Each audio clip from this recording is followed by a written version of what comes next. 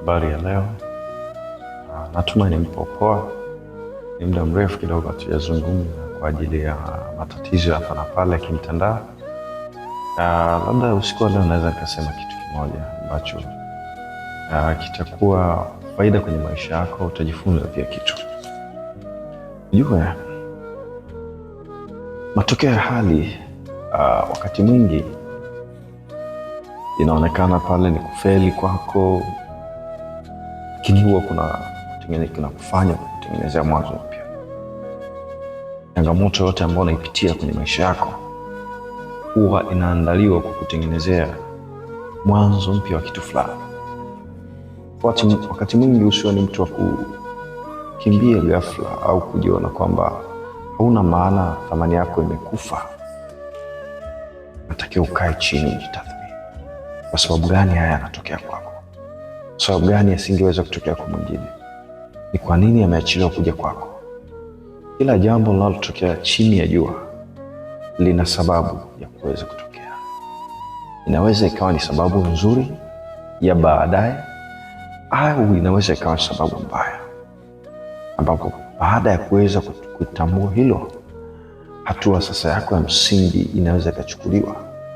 Nini tahadhari, au unajiandaa vipi? Unajua, kuna watu ambao wakati mwingine wanapanga anguko lako, wengine wanapanga hata namna ya kufeli kwako, wengine watapanga hata usiweze kuinuka katika hali uliofikia au katika hali unayotarajia, au katika hata wengine unakuta ameanzisha biashara, mwingine anapanga huyu asifanikiwe kwa sababu anajua labda akifanikiwa, yani kwa sababu tu ambazo yeye anajua mwenyewe. Nadhani mnawaelewa watu siku zote wasiopenda mafanikio ya mtu. Huwa kuna mengi wanayapanga mabaya kwa ajili ya anguko la huyo mtu, lakini ukija ukiangalia hakuna faida anayopata ya baada ya anguko la huyo mtu, wala hakuna ujira wote anaopata baada ya anguko la mtu, bali ni kwa manufaa yake binafsi na kujifurahisha nafsi yake. Anafanya kwa ajili ya anguko la wengine, kuweza kuumiza mioyo. Si binadamu na si ungwana.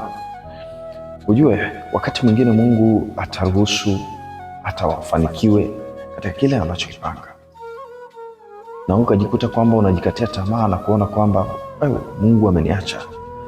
Mbona ameweza kuyaruhusu haya kuweza kutokea kwenye maisha yangu? Mbona ameachilia haya yote kuweza kuniumiza? Mbona ameachilia wakati mgumu sana na kupitia katika maisha yangu sasa? Kaa chini na Mungu wako, piga goti, muombe Mungu wako, naye atakupa jibu wakati sahihi. Atakueleza kwa yale mambo usiyafahamu, hilo jaribu ambalo unalipitia kwa wakati huo, then utaweza kutambua na utaweza kupata mlango wa kutokea. Na ukumbuke kwamba ukiona Mungu ameruhusu sana, ujue pia una sababu ya kitu kikubwa sana anataka kufanya katika maisha yako. Anataka kufanya kupitia hali hiyo ambayo inakutokea, inakukosesha amani, inakufanya umie wakati huo. Paswa mchanganua akili, shirikishe Mungu. Na wakati mwingine pia unaweza kukuta kati ya miujiza ambayo Mungu amewahi kukufanyia, wakati mwingine ni kugeuza ile hali ya kufeli kwako kuwa safari mpya ya mafanikio. Kuna watu wengine walishawahi kupitia hii katika maisha yao. Unaweza kukuta hata alikuwa anaanzisha kitu fulani katika maisha ambacho kinaweza kuwa na tija kwa ajili ya familia yake na maendeleo yake ya kiuchumi, lakini akajikuta ni kama mtu aliyoanguka ghafla. Lakini katika anguko lake ikawa ndo njia mpya, yani anakuja anaibuka, anafanikiwa zaidi ya pale ni kufikiria. Au mfano mzuri, kuna watu wengine aidha wametendewa ubaya katika kazi zao, wakafukuzwa katika ofisi walizokuwa wakifanyia kazi, au akafukuzwa katika eneo aidha alikuwa amepata akapanga kufanya biashara yake, akafanyiwa fitna na akajikuta ameondoka eneo lile, ameanza kutangatanga, hana mahali rasmi kufanya kazi yake. Lakini unashangaa, boom, Mungu amefanya kitu kikubwa. Mara ameitwa sehemu, ulikuwa unafanya biashara fulani, nilikuwa napenda, hebu njoo nikupe sehemu fulani, hebu fanya biashara ile eneo lako fulani, nakupa. Ukajikuta amefanikiwa, akaingiza faida ya haraka zaidi ya pale mwanzo alipokuwa, ambapo ndipo alikuwa anapatumaini, na alivunjika moyo na kuumia baada ya kuwa amepakosa. Kuna hata watu wengine ofisi walizofukuzwa ilikuwa ni sawasawa na chura amepigwa teke, walijikuta wameibukia sehemu nzuri sana.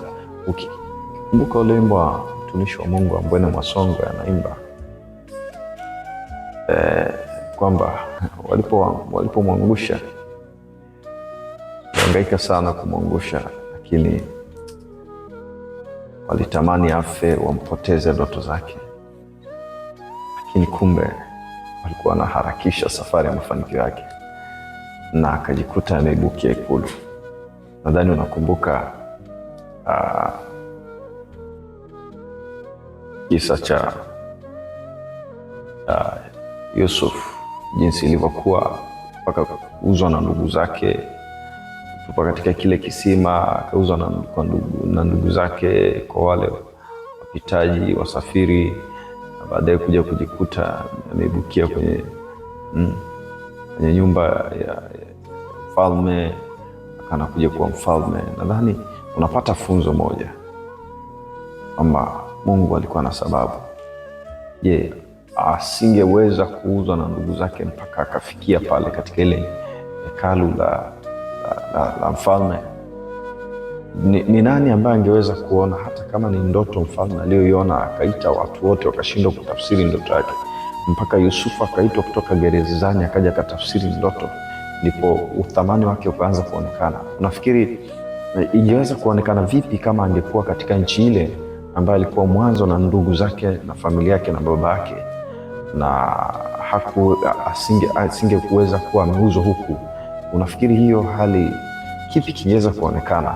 Sasa ndo hapo unakuja kuona kwamba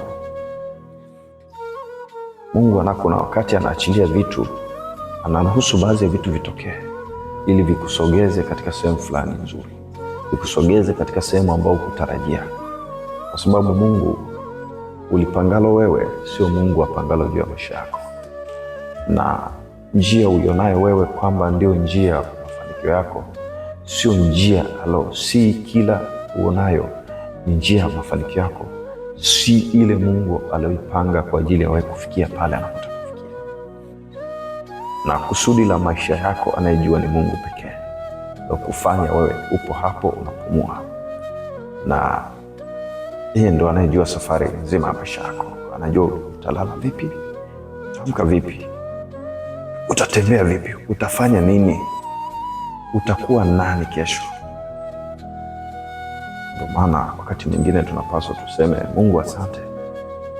Wakati tunapolala tunaamka, na wengine hawaamki, wengi sana tunawapoteza, lakini wewe unaamka. Wakati huu unasikiliza ujumbe huu, sema Mungu asante katika kile ninachokipitia kinachoniumiza. Naomba ikawe chanzo cha kunifikisha sehemu nzuri ulioniandalia. Sitalia na kulaumu tena, bali nitashukuru kwa kila kile ninachokipitia katika maisha yangu. Nitashukuru hata kwa wakati ule ninaoumia, hata kwa wakati ninaokosa tumaini, hata kwa wakati ambao ninarudi nyuma. Mimi nitakutumaini Mungu na sitokuacha, kwa kuwa wewe ndio unajua hatima yangu, wewe ndio unajua maisha. Nikutakia siku njema, usiku mwema. All the best.